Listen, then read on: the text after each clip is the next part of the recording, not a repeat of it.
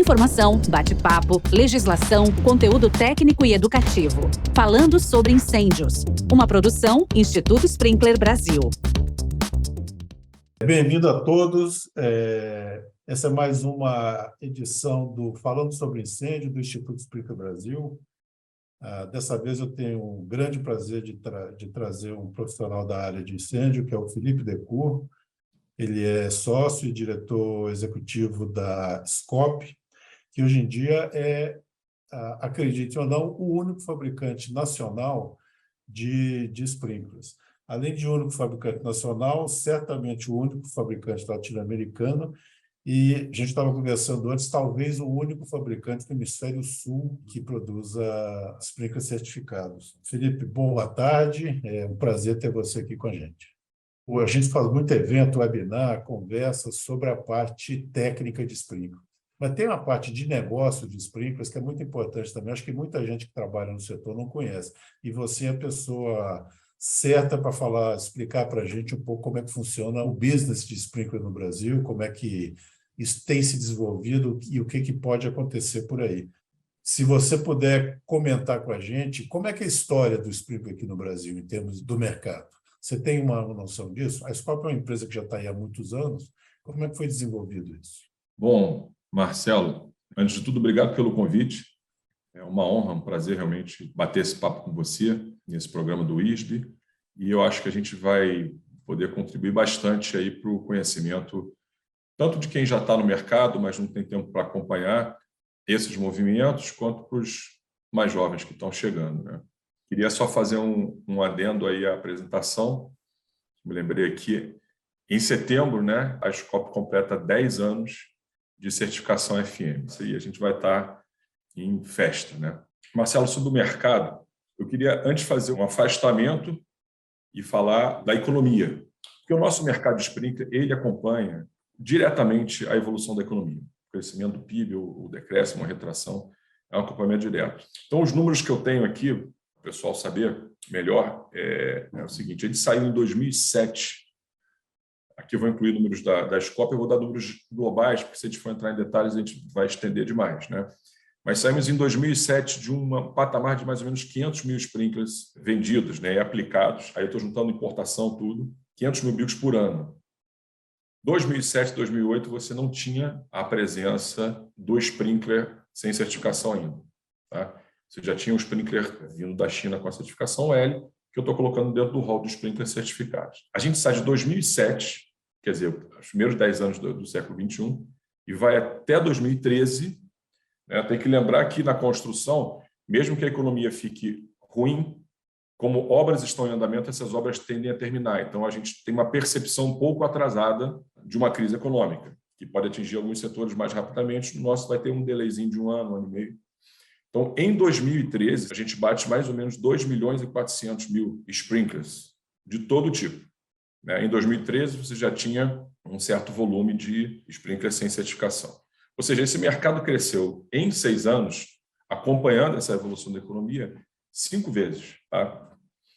Eu posso dizer que esse mercado, de uma forma geral, ele é 30% seriam os bicos, vamos chamar de especiais, SFRs, e os bicos que são fabricados exclusivamente pelos fabricantes americanos, eles são, nesse período, 30% em quantidade, mas eles representam 80% em receita, em faturamento. Então, esse é uma primeira constatação importante, porque nós estamos vivendo uma estagnação, né?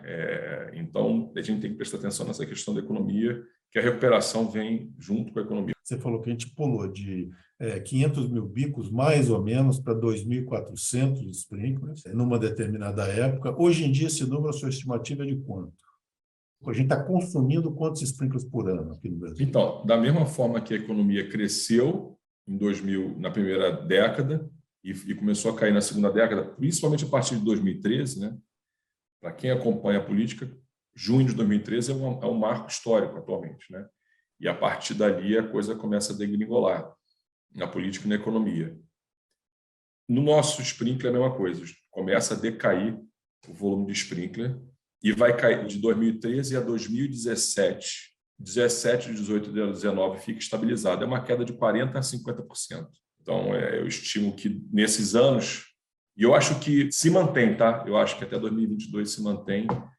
Estou tirando pelo meu volume de venda na Scop, ele acompanha a importação e a Scop, né, acompanham. Então, eu chuto aí que o total possa estar em 1.300.000, 1.200.000, uma queda muito forte.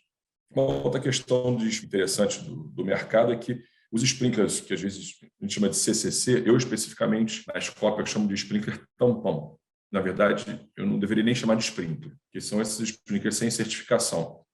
Eles começam a entrar em 2009, nessa rampa de subida do mercado, e eles vão crescendo, o share deles. Aí o share que eu dou aqui, que é de 50% da importação, é analisando simplesmente os sprinklers K80 e K115. Tá? Eu não incluo os bicos especiais. Então, 50% é uma quantidade muito grande. Se a gente colocar a Scop nesse balaio, é 25% do mercado. Agora, pega 25% do mercado de 1.500.000, 1.600.000 bicos e dá para a gente calcular quantos prédios receberam esse tipo de sprinkler. É um volume muito grande. Enfim, e é importante notar que eles têm um share muito grande, se estabilizaram em mais ou menos 50% das importações, mas são essencialmente sprinklers K80 de 68 graus, resposta padrão. Né? Uma informação importante, que eu até nem tinha notado aqui, mas que vai vindo no fio aqui da memória, é que o nosso mercado, nesse segmento de K80 e K115, mesmo com a mudança da norma para risco leve, ele meio que se estabilizou em torno de 20% a 25% resposta rápida, e a diferença, né, 80% a 75% resposta padrão. Na minha concepção, esse valor deveria ser maior. Né? Esse ano está em torno de 35%, né? Que já é um volume significativo. Eu não sei a explicação do porquê que esse ano está assim. Mas o fato é que quem vende esse sprinkler tampão não se interessa em trazer resposta rápida, porque o sprinkler resposta rápida ele tem um preço significativamente maior do que o padrão e quem traz o sprinkler tampão investe claramente na ignorância do mercado, tanto na ignorância no sentido do valor da certificação, quanto nessa questão do uso correto do resposta rápida, que a maioria desses sprinklers K80 a 68 está indo para um risco leve, deveria ser resposta rápida. Eu acho interessante esses números que você está falando, porque exatamente por causa disso. Quando você olha as normas brasileiras que tratam de risco leve em várias ocupações, é obrigatório o uso de resposta rápida. Esse bico K80 ele deveria ter uma participação muito maior. O que acontece? O pessoal está aceitando resposta padrão como resposta rápida, sem checar, e quando eu falo o pessoal está aceitando, é assim, projeto que é vistoriado pelo Corpo de Bombeiro, projeto que é vistoriado o que quer que seja, está levando gato por lebre, não só a questão da certificação, mas também a questão de um bico de velocidade de resposta diferente. Você acha que é isso que está acontecendo? É um mix, né, de abusar da ignorância do comprador e também da capacidade da empresa capacidade em termos técnicos, em termos de tempo também, de checar o que está sendo instalado. Né? Então, por que eu digo que é ignorância? Porque se você pegar um sprinkler resposta padrão na faixa de R$15, você vai ter o resposta rápida 20 e poucos reais. Eu acho que é uma obrigação do comprador saber essa diferença de preço. Então, ele recebe uma especificação com resposta rápida, ele tem que saber a faixa de preço. Alguém chega lá e apresenta o preço de R$12, de R$13, ou até mais baixo. Para mim, é uma obrigação do comprador saber que tem alguma coisa errada. Mas qual é o senso comum? Consegui um preço ótimo. Maravilha, estou abaixo do orçamento. E vai embora. Existem outras situações mais refinadas no sentido da imoralidade, né? Vamos dizer assim, que eu sei que vai ficar em torno de 15, 16, mas aí eles fazem uma mistura de sprinklers com certificação e sprinklers sem certificação. Então, com isso, ele pode até apresentar na proposta um preço, por exemplo, a R$14 e ganhar concorrência, mas, no fundo, ele não vai entregar, porque os sprinklers que ele tem não são a R$14, são a 16, 17, 18, sei lá. Aí ele faz o preço médio, colocando um custo médio para ele, instalador, mas o comprador, aí é que falta tempo. Isso é bem mais compreensível para ele verificar se os sprinklers estão misturados. Eu não lembro de um hotel, dos vários hotéis que eu fui a São Paulo, quando eu vou visitar, que não tem essa mistura.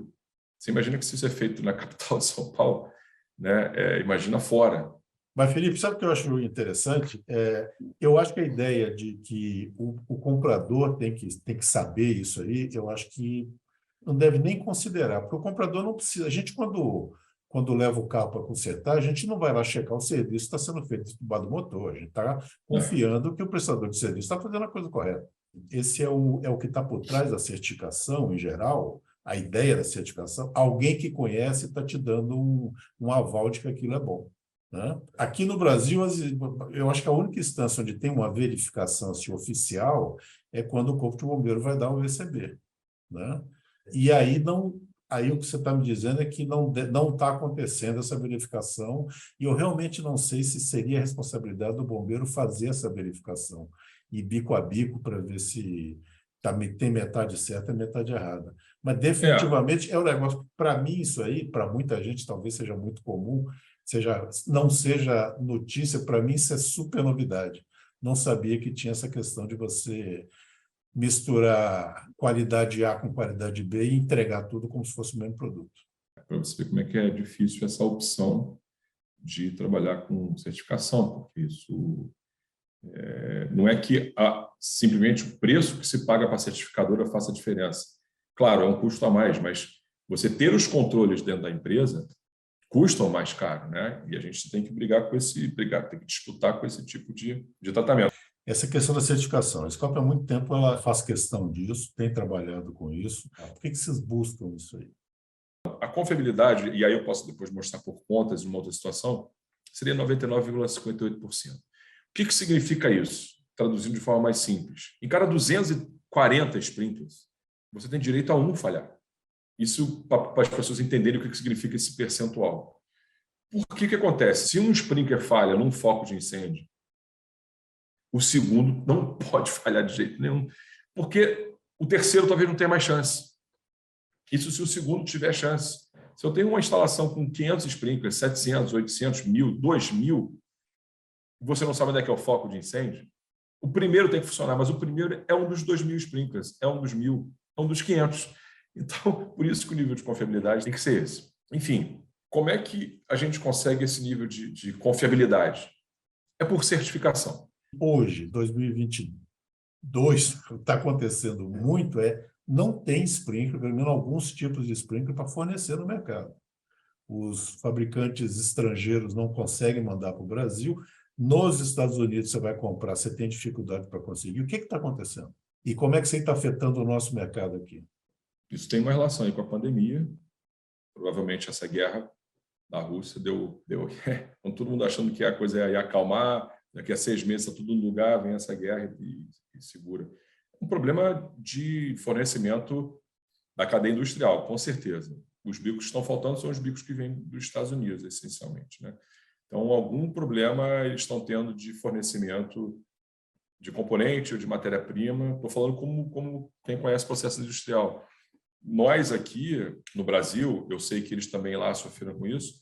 Logo no começo da pandemia, tivemos um problema com o fornecimento do latão, que é o metal que vai em todos os sprinklers certificados, né? Que vem do cobre, que vem do Chile. Só que no Brasil, as 3 grandes fábricas que tratam o minério, elas também fornecem para o setor automobilístico, que é ligeiramente muito maior do que o nosso aqui, e que foi um setor que parou. Então, o que acontece? O que está acontecendo, eu acho, agora nesse fornecimento das empresas aí, é muito similar a isso. Uma coisa que a gente reparou, se olhar para 15, 20 anos atrás até hoje, é a legislação. E a gente vê que muita gente... A legislação de São Paulo ela é muito pró-sprinkler em vários aspectos. E o que a gente viu é que hoje a quase totalidade dos estados, de alguma maneira, usou São Paulo como referência. Se não fosse a mudança da legislação, não quero pôr a palavra na sua boca, mas a gente voltaria para os 500 mil bicos de alguns anos atrás, porque eu acho que tem que ter um impacto aí. O que eu acho é o seguinte, nesse sentido de leis e normas no Brasil, elas vêm claramente evoluindo aí com o trabalho da associação do ISB junto à BNT, por exemplo, né? E junto ao Corpo de Bombeiros, muito na questão do projeto, né? Então, acho que isso aí, com certeza, estimulou.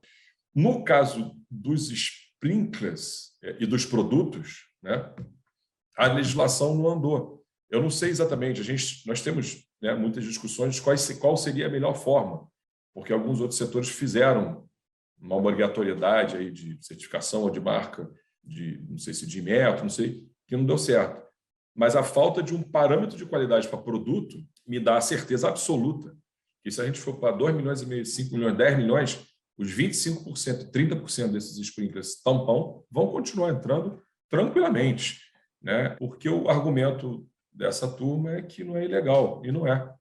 Está na lei, não é ilegal. É só imoral. Eu considero isso completamente imoral para o setor de... Né, se a gente estivesse falando de fabricação de caneta ou né, de varal de roupa, né, mas a gente está falando de produto que protege vida, patrimônio, continuidade econômica das empresas. Então, assim, eu acho que a evolução das leis, e principalmente as normas, né, as leis também, a aproximação com o Corpo de Bombeiros foi essencial. Essencial. A gente estaria, com certeza, talvez nos 500 mil, e um monte de empresa quebrada aí na cadeia produtiva do sprinkler. Eu sei que a Scop tem preparado muito conteúdo, você comentou aí, várias coisas são feitas em termos de dúvidas que aparecem. Onde que o pessoal pode achar isso aí? Qual que é o jeito mais fácil? O nosso principal fonte é o site da Scop. Tem quase 300 conteúdos lá e tem que fazer a busca, porque a gente ainda não tem a ferramenta de preferidos, né, de selecionar preferidos por cadastrado. Então, tem que fazer a busca pelo tema ou pelo próprio Google, que vai levar para o site. E a gente tem no canal do YouTube o que a gente já produziu de vídeos, tem algumas coisas interessantes, mas a gente não tem trabalhado em produção de vídeo, não, que ela é bem trabalhosa, né? Falamos aqui com o Felipe Decourt, que é o diretor-geral, o cara que toca a Scop aqui no Brasil, o único fabricante de sprinklers brasileiro, conhece muito esse mercado, sabe a dor e a alegria de trabalhar com proteção contra incêndio, e eu espero que o pessoal tenha aproveitado esse conhecimento todo aí que você passou para eles. Obrigado para você e vamos tocando. Obrigado a você também, Marcelo. Sucesso aí nesse programa. Até a próxima.